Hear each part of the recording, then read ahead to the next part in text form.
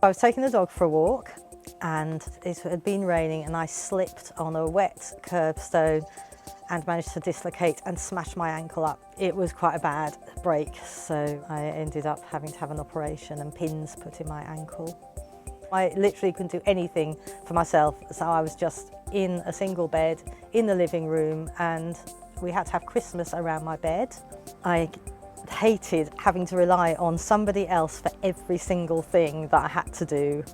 Mobility really is our key to independence. We don't realise the importance of mobility until we don't have it anymore. Mobility stands between us and almost any daily task.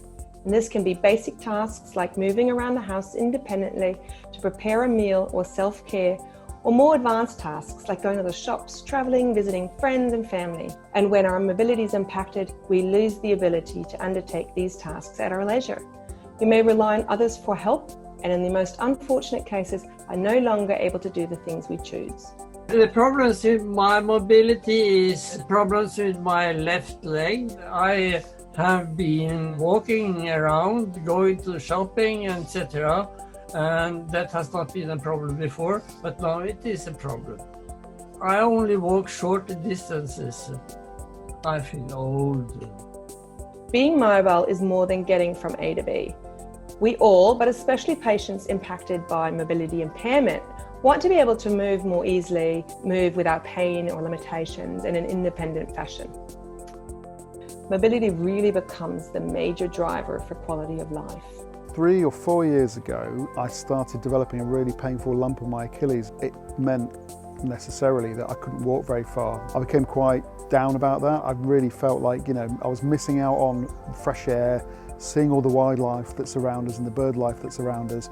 And also I felt down because I was missing out on the social side. So I do enjoy the social walks that I do. For doctors, very often mobility has been neglected to some extent. So we need to teach clinicians, people who work as general practitioners, specialists, and really transfer the idea of mobility. It's so vital to the quality of life. It's important to me to be fit and to eat well, keep my body in good shape. Really, really important. I'm just generally out and about a lot. It is important to me to walk, not only to walk, perhaps to meet my friends.